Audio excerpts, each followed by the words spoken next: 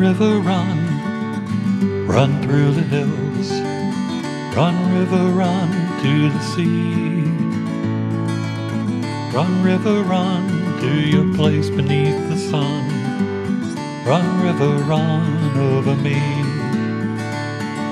Run through the land, you run through my soul.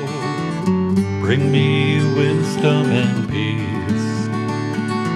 Run through all ages and all of life's days. Hey, welcome to Be My Guest. This is Jan Lewis, your host. Today we have a very interesting guest. Her name is Carol Ehrlich.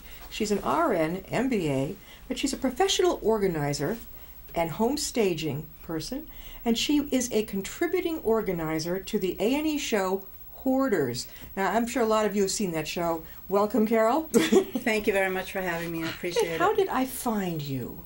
How did we connect? Do you remember? I think through the Clear Path group out of Hudson and Marlboro. Yeah. And so we won't focus too much on the RN right now, but it's very important. You became an RN and you worked for years in that field. Mm-hmm. Then what made you decide to go into the staging and the hoarding? Well, after I did the direct nursing, I did internal management consulting at companies, and that morphed into my focusing on organizational issues for companies. So I was working with individuals and organizations to help them move forward. So, for example, if Bank A wanted to merge with Bank B, mm-hmm.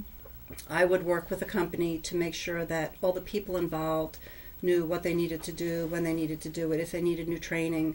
And a bulk of that work is focused on psychological and social and emotional issues and challenges, because the people usually didn't wake up one day and say, I think I want to have my bank merged. It was all done to them. So I have a lot of experience in understanding people and what their motivations are and figuring out clever ways to help them move forward with the things that they want to accomplish. She brought a really terrific sign. Paul, if you can zero in on her sign there. It talks about too much stuff. Yeah. Professional organizing and home staging, and it tells how to call Carol.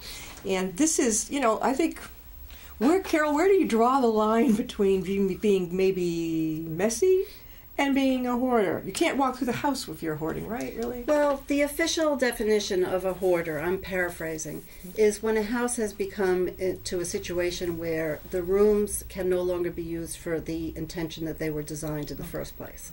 So if someone is unable to use their kitchen to wash food or prepare food or to sit down and have a meal, then it's possible that that might be a hoarding situation.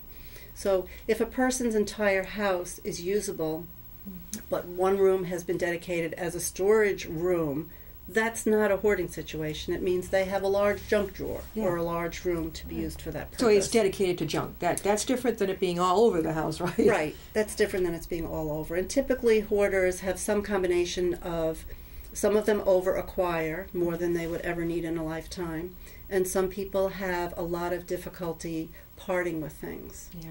And so those two things combined with basically not being able to have their spaces be used as intended is often the situation.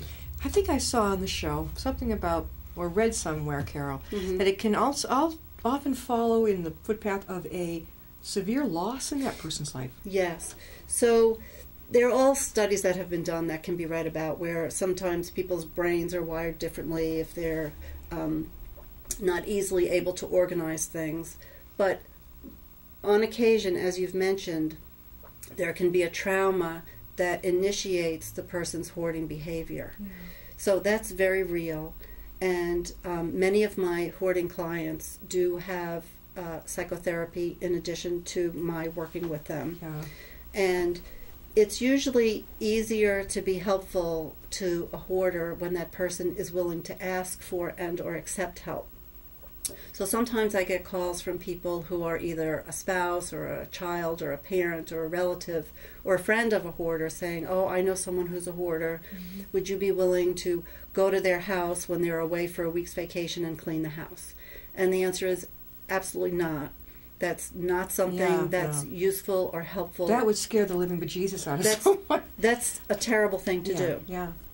So when someone asks for help on the behalf of someone else, I say, do we have that person's permission? May I speak with that person to make sure that we have their permission? And if that's the case, then of course I will come and help. Yeah. And I look at those situations as it's not just the individual who needs the help, it's usually a family situation. Yeah. So And a lot of stress. a lot of stress, Anger, rage, a lot of anger, resentment. Oh. there's fear, there's a lot of embarrassment and a feeling of, gee, I'm not a good enough person, and what's wrong with me, and how come this? And so lots of times people are unwilling to have me in their home. But I have, for example, I have one client who, she is a hoarder, and she's been a hoarder her whole life. And when she called me, I could tell that she was quite hesitant. She initiated contact by my email, which you can give that out in a minute, sure. You can give it out right now if you'd like to. Well, okay, I could give you the website address. It's Bolton, like the town, Bolton, Bolton Organizing and Staging.com. I know it's long, but that's a way that you can reach me as well. So this person had reached out by email, and she was quite hesitant and had some questions, and I just had a sense that she preferred the email route for starters, and then we talked on the phone, and then she decided that she did want help. And I was the first person that she allowed into her home for 20 years. Whoa, not even family. Not even family. So could you get through the door? that's Did you have to climb? I could get in her door. There was nowhere for me to sit, but I could get in the door. Yeah. But I did have another client where all these people are lovely. They're all lovely. They just need help with their organizing. So this other client had been a hoarder for a long time. There was something that initiated the hoarding behavior, and I actually met her. She had come to a talk that I gave at the Council on Aging in Stowe, Massachusetts, and she spoke to me after the presentation, and she said that she had done research before the meeting, thought that I was the right person for her, but wanted to come in a non-threatening situation to see if I was the right person for her. She thought I was the right person for her. Before she would allow me into her home, she wanted to meet with me in a neutral setting, which we did. We met at a coffee shop, and we met for several hours, and I talked her through and with her what to expect, what she would be asked to do, how it would work, and she needed that baseline to feel comfortable enough to have me into her home.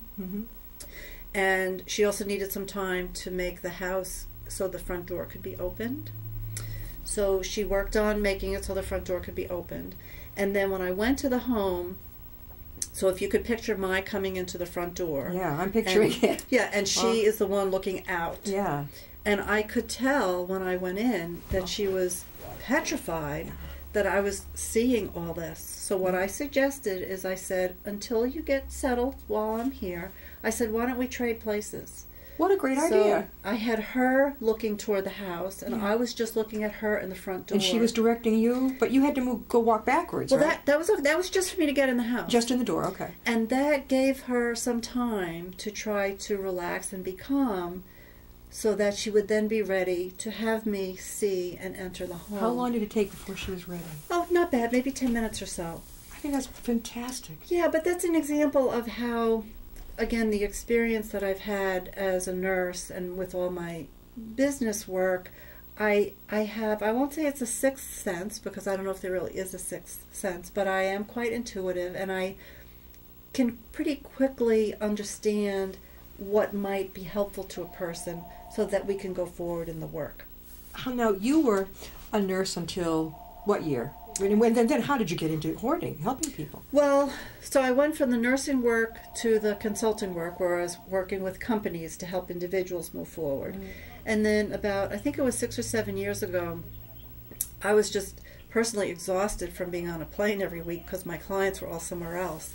And I thought, how can I be as helpful to people and continue to help individuals and family move forward, but on a more local basis? And then I thought, oh my goodness, I could do this professional organizing. I've got all the skills. I have the interest. Any work that I do, I want to be challenged. And as I said, I like to help people and help them move forward. So this is a really perfect match. And it uses all the pieces of my brain. and it's very challenging. It's never boring. And No, it doesn't sound like it'll ever be boring. It's not boring. No. And I just love it. Yeah. And because of the business experience that I've had, sometimes I have clients, it can be on a small scale. This doesn't have anything to do with hoarding per se. Some people might be selling a house that's 1,000 square feet. I've had clients like that, but I also had clients who had a $3.5 million mansion, and it was 8,000 square feet in the home and 3,000 square feet in the carriage house, and I had 3 weeks to sort out the whole house with 9 heirs. So all that and they said, here are the keys, figure it out. But don't you have assistants? I mean, you can't do it alone. Well, in that case, I didn't hire. I called the auction houses to have them come, and then I had other people that we hired to come, and after the auction people came to do the next level of looking through things. So when I'm working with a client, I do all the physical work that makes sense for me to do. Right. I'm very hands-on. I work with clients 95% of the time. Once in a rare while, I do something on my own, which I can explain in a minute if you want. Yeah. But when there's 11,000 square feet that needs to be emptied, I don't have a truck to go empty 11,000. Like on TV, we see that big truck out there, right? Right. Now, that's not what Carol has. Right. I don't have a truck. So how do they haul away, they say the keep pile, the haul away pile. What do you call someone? Or? Well, what we do is, just as you've suggested, we separate out when someone is trying to get more organized, or if they're downsizing or moving to another location or something. We separate out for the client what they definitely want to keep in their lives, wherever that is, if it's in that home or in another home. Yeah. The things that they want to donate, and the donation has 2 categories. It can be donating to someone they know and love. So, my sister always admired this sweater. It doesn't fit me anymore. I'd like her to have it, which is usually a small pile. And then there's the pile of donating to people they don't know. The charity. The charities. And because I work locally, I am familiar with all the local organizations that accept charitable donations. Thrift shop, Salvation Army. All the thrift shops, Salvation Army. So I know who comes to the door, who doesn't come to the door, who charges, who doesn't, who does the labor for you, how long the lead time is. So I'm familiar with all that. And then we also have a pile for things that can be recycled. And I am happy when people recycle. I encourage it, but once in a while a client won't want to recycle. Obviously it's up to them. It's their home and their possessions. And then after you do all those things, what's left over is what I call real trash. And there's usually not that much real trash, because by the time you pick what you want, and by the time you pick what you want to donate, if you're willing to donate, and by the time you recycle, most things are usable by other people. Yeah. But occasionally there's stuff that can't be fixed, can't be used for parts, whatever, and it's real trash. Like the dead mice on the ground. Yeah. Where do they go to the bathroom? I've seen on this show, it's I mean, there's no place to go to the bathroom even. Yes, that's an have you ever walked in on that? Yes. Oh. When I was hired to work on the Hoarder show, the woman who was the client had not had she had a big house, she had not had a working toilet for years. So when we walked in, you didn't step on the ground. There were bags full of... You stepped on several feet of belongings that had been covered with human excrement, waste. Oh! And it was interesting because when the men usually were taller and they were hitting the ceiling when they walked. I mean, it was... Did you feel like you're going to lose your lunch? No. I'm used you're to okay it. with that. Yeah. Because they go in with awful. masks, I notice. Yeah. They do. Yeah. It's so sad. How did you get the word out locally about what you do? How long has it taken you to really get Well, my business progresses every year. So every year I get more and more clients. And although it continues to surprise me, my clients, as I go forward, have more and more complex situations. Just when I think it couldn't get any more complex, it gets more complex. So a lot of the hoarding clients have multiple attendant issues. Quite a few of my clients have some combination of obsessive-compulsive disorder, bipolar disorder, depression, post-traumatic stress disorder. I have several clients with Asperger's. So all those things, when you put them together, and a lot of them also have high anxiety disorder. So it's really quite challenging. And so to answer your question, when I first started the business, I did a lot of local one-on-one finding of people who had a complementary business to mine. So I thought, okay, given what I'm doing, I went and spoke with local funeral directors, figuring they would know when someone died if the family need help sorting out the estate. I met with financial advisors. I met with elder care lawyers. I met with real estate lawyers, realtors, healthcare facilities, councils on aging. So I thought of all the people who would know who has someone who needs help. So you picked up the phone and said, "I'm going to call this funeral parlor and speak Yep. with the director and say what I do," and then he'll take it from there. Yeah, it wasn't that easy. No, But it was, because I found that just calling people cold doesn't really go no, far. an email is okay. No, but, no. You know, So I did it. I am old-fashioned. I did it the old-fashioned you way. went right to their door. Well, first I found out who the people were. Yeah. Then I wrote a lovely personalized letter to each person in the regular mail and said, with your permission, I will follow up in 2 weeks' time. And I called them whenever I said it. And then we had a phone conversation. Then may I come to meet with you? And then I followed up with thank you. And I've tried over the years to keep these contacts up. And I also made connections with local psychotherapists who specialize in clients who have ADD and ADHD. I didn't mention that before, but a lot of my clients have those issues. Mm. And my clients range in age from 8 to 86. 8? 8, yes. I have quite a few children and adolescents who are clients. Wow. And usually it's the parents who start as the clients, and then I try to involve the children, and then I work just with the children. Yeah. And I love children and have a really good way with them. And it's really nice to know that I'm helping not just adults, but children move forward, because they have an extra 80 years Oh yeah. to If not use all more. the things that they've learned. Yeah, definitely. So you can tell Carol enjoys her work. This is Carol Ehrlich, and she has been the contributing organizer on the A&E show Hoarders. And Carol is also an RN with an MBA. She's the professional organizer and home staging. Now, home staging, is that like, we're going to sell our house, Yes. but I don't know what the heck to do Yes. to make it look good. Go to you. yes. What's that like for you? So the home staging is maybe 5 to 10% of my business. It's quite smaller, and that's fine. Mhm. And the key for when you're trying to sell your house is to make it look as inviting as possible to whomever may be coming as a prospective buyer. So I encourage clients to have the house show very simply, neatly, cleanly. So for me, and I say me because home stagers are different, just like everything else, it's not about house beautiful. It's not about how can we take this house and decorate it. No, it's taking your private pictures down, right? It's how can we take your Okay, house yeah. and make it look vanilla. Yeah. And what I explain to people is that they've spent 20 or 30 years, however long they've lived in the house, making their house personalized to them. And this whole exercise is to depersonalize the house. Yeah. So the strategy for doing this is basically getting organized and simplified and taking things out of the home that are just distracting to the people who are coming in to look. Where do you put it though? In a pod or something? Well, it depends. Sometimes it's a pod, sometimes it's a friend's basement, sometimes they don't need it in their lives anymore, so it just gets donated or it's given away. Yeah. And what you mentioned earlier is definitely a good suggestion, which is if there are any items that might offend even a single prospective buyer, I suggest they be taken away. So that's any personal photographs, even sometimes people have diplomas on the wall. Yeah. The people who are coming in don't need to know your middle name, your last name, the privacy thing. Yeah. If there are, I call it moose heads.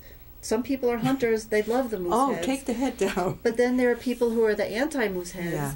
And so you don't want moose heads, and you don't want a peace sign on the wall. You Yeah. don't want any political things. Anything that could possibly say, well, I don't want to live here because I don't support that candidate. Yeah, I gotcha. And Definitely.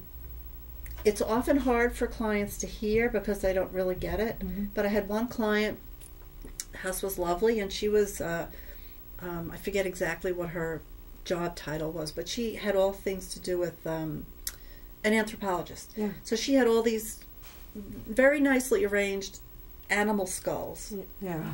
sort of like a museum exhibit. And I said, this is a lovely exhibit, But there might be some people who don't want to look at animal skulls. So how about if we pack them away? How'd she take that? She was fine. Okay. You know, right. I position it in a way that I always honor whatever it is. This is and it was a lovely museum showing of skulls. But some people don't want to see mouse skulls. You know, they don't. Yeah. They don't one of them. see it as an object of beauty and desire. Yeah. No, that is so good because you go and you look at some real estate for sale. And 9 times out of 10, it's been really cleaned up. I've never had any problems with it. This is for me, for my house, when I was looking quite a few years ago. I almost can't believe I'm saying this out loud on TV, but I went to see a home for sale, and there was a dead mouse right in the middle of the living room. What? And I thought... They hadn't been living there very long, had they? And I called the realtor over, and I said, I said, there's a dead mouse here. I said... It doesn't necessarily speak, it's New England. Yeah. But I suggest before you show it to the next person, somebody do something with it. Because not everybody's okay with a dead mouse. So anyway, you see all kinds of things. You see all kinds of things. I've never seen it. How do you get the word out a lot? Do you get presentations? I think you'd be awesome at giving. Senior centers, things like that? Yes, I've given presentations to senior centers and to some councils on aging. And I also gave a presentation at my local library. I've occasionally, but just once in a while, have given presentations to local civic groups, and I choose not to spend 40 hours a week doing that. I'd rather be working with my clients, but once in a while I do that. And I'm tracking back to your question from before of how do I let people know. So the one thing that I did was meet with all these people coldly, so to speak. I know the feeling. Yeah. And then I joined a formal networking group for a year, the kind that meets every week. What was its title? It was BNI. Oh, I know that one. So I joined BNI, and that was another way to meet people. And what I've done is each year that I've been in business, I try something different. So one year I tried print advertising, and that was not successful, so I didn't do that again. And another thing that I've done for a few years, because it does provide me with some potential clients, is I pay to be a part of a lead generation system. And it's called findmyorganizer.com. And there are lots of organizers there, and that I get some leads that way. Yeah, but isn't that competitive? Isn't it kind of competitive, right? It is competitive. But how do you get a client if someone else grabs the client? Well, because everyone has a little blurb that they write about themselves, and most people have a website. I have a website. And the complexion of people who do the organizing can be quite different. Yeah, your personality. Yeah. And prospective clients and clients have told me that my way of doing things and my orientation really does come through. Yeah. So what comes through is that I am very caring and straightforward and supportive, and not only willing to work with hoarders, but it's a specialty of mine because many organizers will not work with hoarders at all. Yeah, I've heard about that. Yeah, and I also list on the site that a lot of my clients have those issues, as I mentioned before. Yeah. So then when someone reads that, they'll say, oh, I can relate to this. I think she may be able to help me. And for example, I have another client who some people he works with were helping him find an organizer.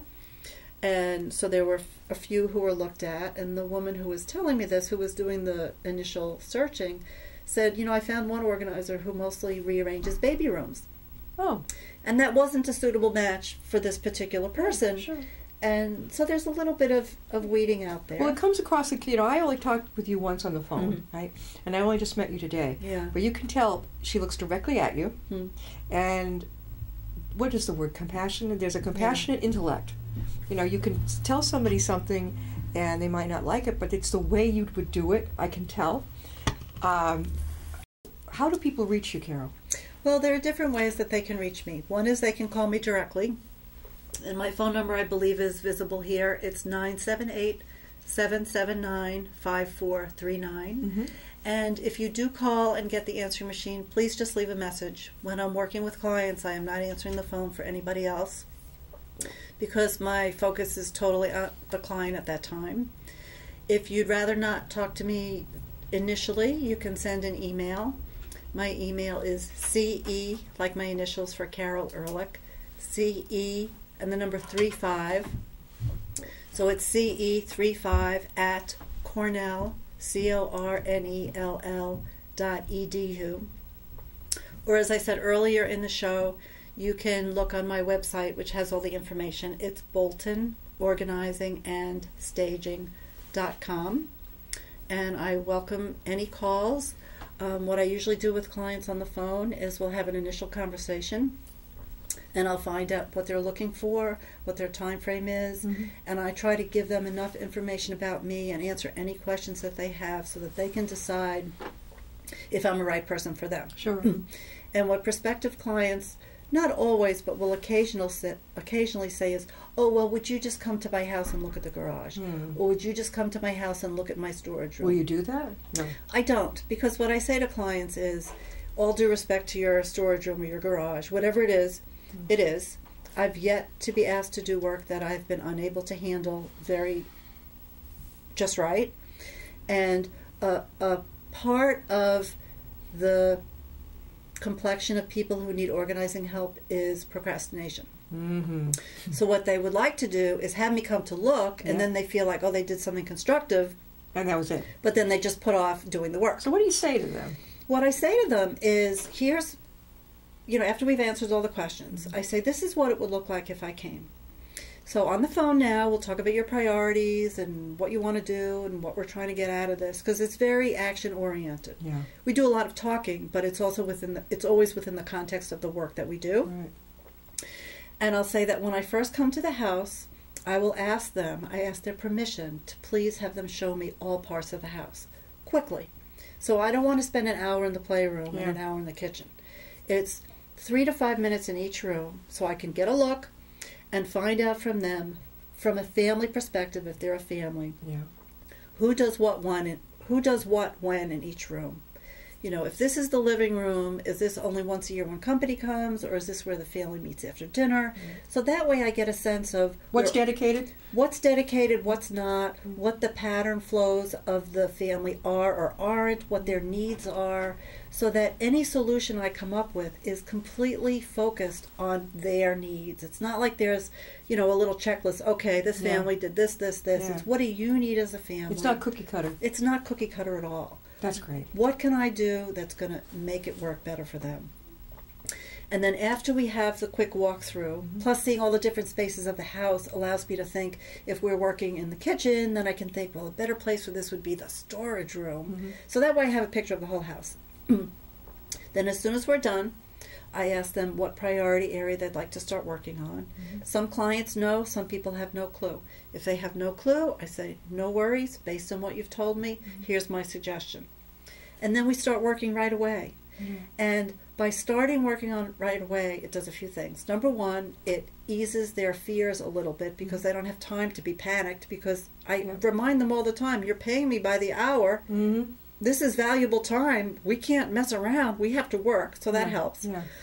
And what I always explain to them and then follow through by showing is, whatever area we'll work on, it's a small enough prescribed area that they will see results in a very short time frame. Oh, that's important to have that feedback. It's a really big piece. So that, and I'll say to them, you will feel right away, like within a half an hour, like you're accomplishing something. And while we're working, I explain to people what I'm doing and how I'm doing it, what my thought process is, so that hopefully, if they hear it enough, they'll be able to adopt those thought processes so they can do the work without me. Carol, we need to go, but thank you so much for being on. Oh, you're welcome. It was a pleasure. You too. Thank you so much. We should have you back, too. I'd love to come back. All right, we'll see you next time. Thank you so much.